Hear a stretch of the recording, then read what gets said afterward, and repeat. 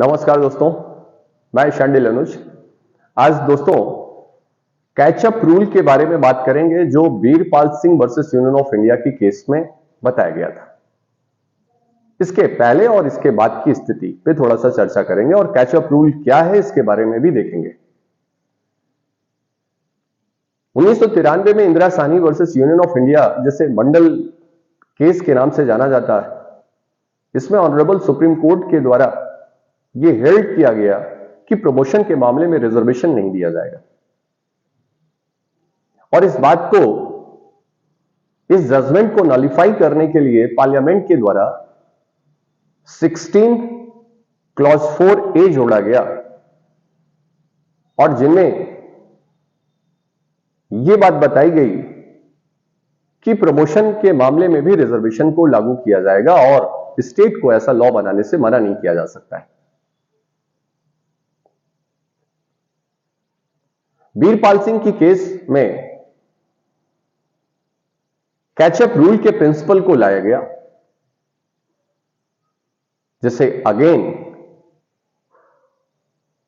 Parliament के द्वारा 85th constitutional amendment को लाकर के कैचअप रूल को निगेट किया गया। कैचअप रूल क्या है जो ऑनरेबल सुप्रीम कोर्ट के द्वारा लाया गया था, उसी को हम आज आपसे बताएंगे। यानी इंदिरा साहनी के मामले में जो 1993 का मामला था, इसमें रिजर्वेशन को प्रमोशन के मामले में मना किया गया था कि प्रमोशन में रिजर्वेशन नहीं दिया जाएगा, जिसे 77th कॉन्स्टिट्यूशनल अमेंडमेंट के द्वारा पार्लियामेंट के द्वारा 16(4)A जोड़ा गया और यह स्पष्ट किया गया कि प्रमोशन में भी रिजर्वेशन को लागू किया जा सकता है। अगेन बीरपाल सिंह की केस आती है वर्सेस यूनियन ऑफ इंडिया, जिसमें कैचअप रूल को इवॉल्व किया गया। कैचअप रूल, और इस कैचअप रूल को 85th कॉन्स्टिट्यूशनल अमेंडमेंट के द्वारा अगेन पार्लियामेंट के द्वारा निगेट किया गया। यह बात क्लियर होनी चाहिए कि रिजर्वेशन के मामलों, प्रमोशन के मामले में रिजर्वेशन नहीं लागू होगा, यह इंदिरा साहनी के केस में कहा गया। तो पार्लियामेंट ने 77th कॉन्स्टिट्यूशनल अमेंडमेंट ला करके 16(4)A को जोड़ा और यह स्पष्ट किया कि रिजर्वेशन प्रमोशन के मामलों में भी लागू होगा।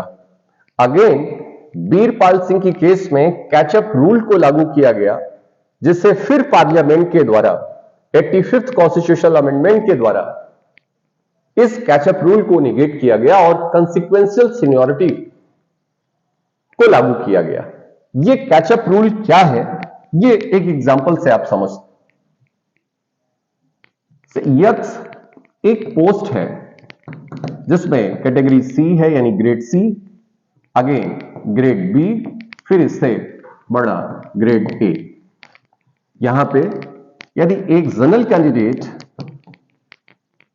यक्स का अपॉइंटमेंट सपोज कि 2012 में होता है और एससी और एसटी जो कैंडिडेट है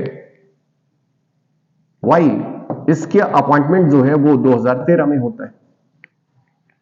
यहां पे सी ग्रेड पर अपॉइंटमेंट जनरल कैंडिडेट का 2012, जबकि एससी और एसटी कैंडिडेट जो वाई है इसका 2013 में। इस हिसाब से जो जनरल कैंडिडेट है वो सीनियर है।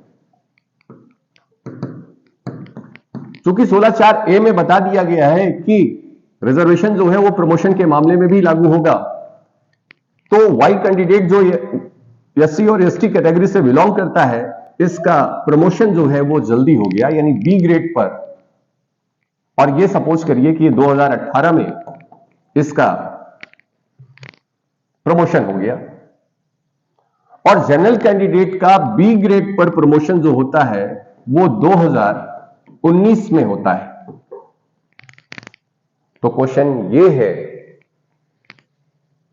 कि सीनियर कौन होगा।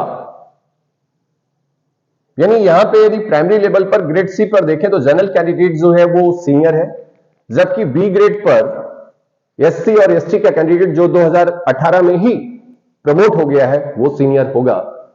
इसी बात को ऑनरेबल सुप्रीम कोर्ट के द्वारा वीरपाल सिंह के केस में निगेट किया गया और यह बताया गया कि जब कोई जनरल कैंडिडेट्स प्रमोट होकर के उस ग्रेड को अचीव करेगा, यानी बी ग्रेड को अचीव करेगा, तो वो अपनी सीनियरिटी को कैच कर लेगा। इसका मतलब कि भले ही एससी और एसटी का कैंडिडेट 2018 में बी ग्रेड पर पहले प्रमोट हो चुका है, फिर भी जब जनरल का कैंडिडेट 2019 में बी ग्रेड पर जाएगा तो वो अपनी सीनियरिटी को मेंटेन करेगा और वो एससी और एसटी के कैंडिडेट से सीनियर होगा। इस बात को कैचअप रूल कहा गया, जो वीरपाल सिंह की केस में बताया गया। और इसी कैचअप रूल को 85th कॉन्स्टिट्यूशनल अमेंडमेंट के द्वारा निगेट किया गया, नलिफाई किया गया और 16(4)A में अमेंडमेंट करके बताया गया कि कोई भी एससी और एसटी कैंडिडेट होगा अपनी कंसिक्वेंशियल सीनियरिटी के साथ उस पोस्ट को होल्ड करेगा। इसका अर्थ यह है, कंसिक्वेंशियल सीनियरिटी का अर्थ यह है कि जिसका अर्लियर प्रमोशन हुआ है किसी पोस्ट पर, वो सीनियर होगा, ना कि वह व्यक्ति जो प्राइमरी ग्रेड पर सीनियर था। तो कंसिक्वेंशियल सीनियरिटी इनके फेवर में है और कैचअप रूल जो है वो इनके फेवर में थी।